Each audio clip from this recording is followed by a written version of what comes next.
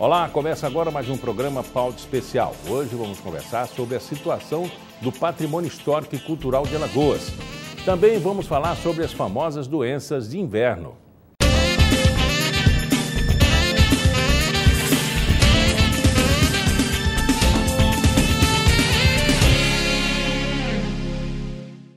Nós já estamos no inverno e com a chegada da estação das chuvas também começam a aparecer as conhecidas doenças de inverno, que têm sintomas bem parecidos com a dengue e a zika.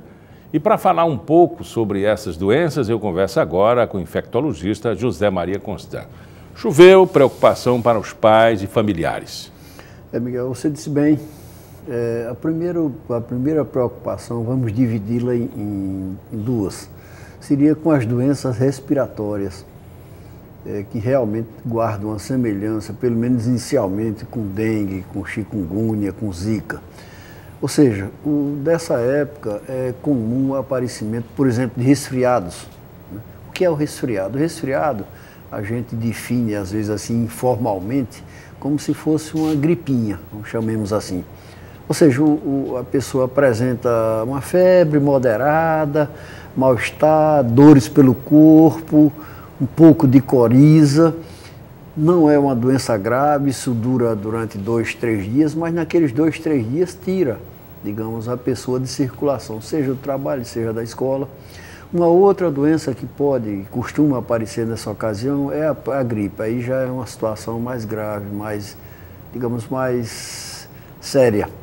É outro vírus, não é o mesmo vírus, não se pode chamar, não, existe uma virose. Não, uma virose. Cada dessas chamadas viroses tem um agente causador. Então, gripe, resfriado é o rinovírus. Gripe é o vírus da gripe, o vírus da influenza, como se diz. É um vírus que ficou nosso conhecido recentemente, naquela pandemia recente, causado pelo vírus H1N1. Então, gripe já é uma doença mais severa. Além da febre ser mais alta, ser persistente, existem dores pelo corpo, falta de apetite, muitas vezes náuseas, ou seja, vontade de vomitar, enfim. Um começo que, como você disse bem, lembra zika, chikungunya, dengue. Falemos em dengue, que é a mais frequente, é a mais também dessas 4, é a mais severa. Então a gripe inicialmente lembra realmente essas doenças. Depois a pessoa começa a apresentar uma tosse, no princípio é aquela tosse seca, logo se transforma numa tosse com muita secreção e aí podem surgir as complicações. Essa seria, digamos, aquele primeiro item da divisão que nós fizemos inicialmente. E essas doenças respiratórias, elas não aparecem necessariamente porque chove, necessariamente porque tem água ou porque a temperatura baixa. Se bem que aqui na nossa cidade a temperatura quase não baixa, né? Quando a gente diz que está sentindo frio, são 22, 23 graus. A questão é que nessa época de chuva, as pessoas tendem a se aglomerar em espaços fechados, sejam espaços, digamos, familiares ou espaços sociais, como cinema, shopping, etc. Então, na medida em que as pessoas começam a se aglomerar, a transmissão dessas doenças é mais fácil, porque a gripe, resfriado se transmite diretamente. Alguém tosse, fala ou espirra e aquela secreção imperceptível que sai, a secreção respiratória que sai pelo ato da tosse, do espirro ou da fala, é aspirada por alguém que se contamina. Então, é preciso que alguém tenha o vírus no nariz, na garganta, e possa expelir esse vírus através da fala, da tosse, do espirro, e alguém aspira e se contamina. Logicamente fica mais fácil essa transmissão na época de frio ou de chuva, quando as pessoas tendem a se aglomerar, seja familiarmente, seja socialmente. No caso de zika, dengue e chikungunya, a transmissão não tem nada a ver, nós sabemos que é pelo mosquito.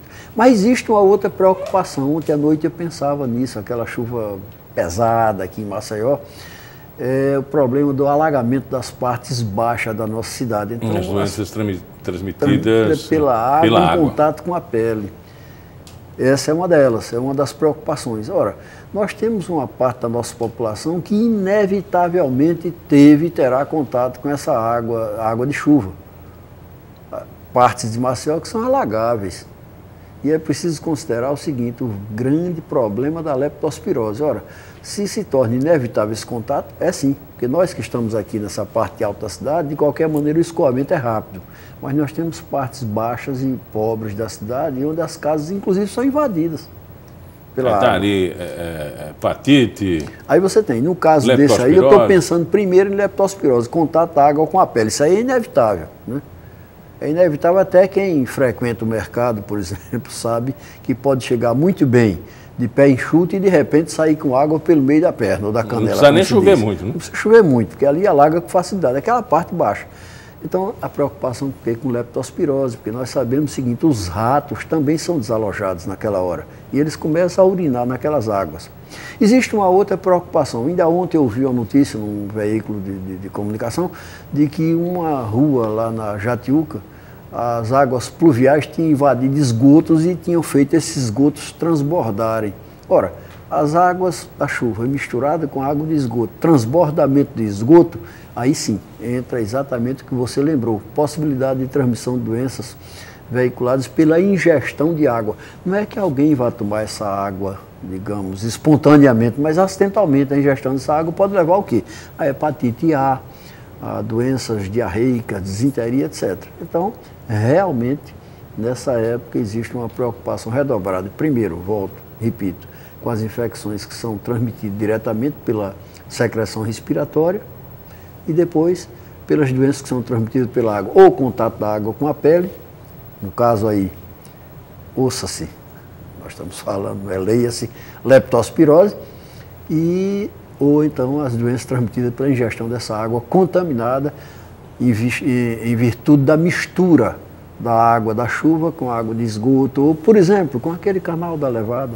A gente viu reportagem recentemente de alguns prédios que estariam, né, colocando seus dejetos, né, fazendo ligação clandestina com a ligação pluvial. Com relação ao esgotamento sanitário, foi feito pelo presidente aqui nessa cadeira, foi falado por ele, que existe um entupimento ali naquela região de Pajuçara até chegar a Jatiuca e o Poço. E aí o transbordamento do esgoto, né, que não estava dimensionado para receber uma carga que está. Com a chuva se mistura tudo. Pois é. E termina indo para a praia.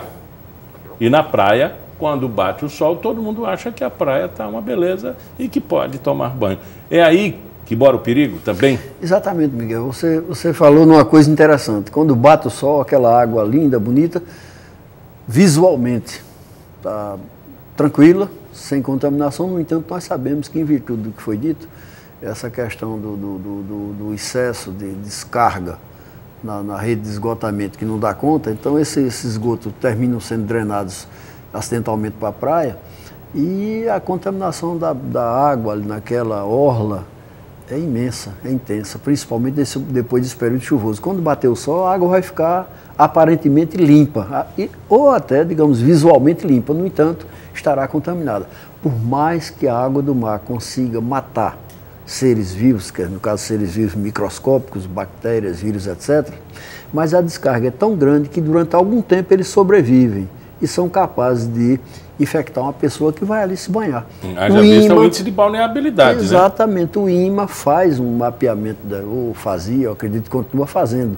Colocava, algum tempo atrás, umas placas, eu nunca mais vi, mas umas plaquinhas onde não recomendava o banho naquela área entre aquela placa e a placa seguinte. E a areia, depois de algum tempo, ela ainda tem resíduos que podem fazer mal ao ser humano? Não, a areia em si não seria perigosa, porque de qualquer maneira uma bactéria ou um vírus ele não consegue ficar viável num ambiente seco, ele precisa da água para sobreviver durante algum tempo. Na areia seria difícil, ele sofre um ressecamento e morre, né? Então não oferece tanto risco. Então vamos falar de ambientes fechados, mofo, ácaros, aí umidade. É problema, né? É problema. Aí no caso nós teríamos o quê? As doenças já de natureza alérgica, né? Pela sensibilidade que algumas pessoas podem apresentar. Ao ponto de, certa vez eu vi de um velho pediatra já falecido, que era uma figura assim exponencial da pediatria aqui em Alagoas. O professor Luiz Sampaio foi meu professor na universidade, era pediatra da Santa Casa. Ele usar essa expressão: com a criança que apresentava assim, infecção respiratória frequente, que morava numa casa úmida, cujo rodapé apresentava mofo, etc. Ele usar a expressão, é preciso enxugar essa criança, ou seja, tirá-la daquele ambiente de umidade, o que às vezes é impossível, né? Soluções caseiras e remédios ajudam muito, eu diria, no comportamento do paciente, que por muitas vezes se sentem prejudicados, né? Ele não se sente bem incomodando pessoas, porque sempre traz a coriza, sempre traz o espirro, né? E as pessoas se incomodam, né? Cuidar da parede, afastar os móveis, limpar com pano úmido, isso ajuda nesse processo? Certamente, a higiene é fundamental, né? Na prevenção de uma série de males, e a higiene ela não implica em que ela só pode ser praticada se a família tiver recursos, né?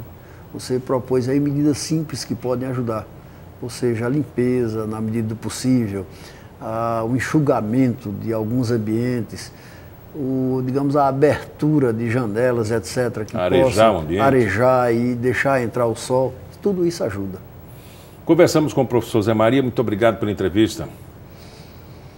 Eu espero que tenha feito jus àquilo que vocês esperavam de mim. Obrigado.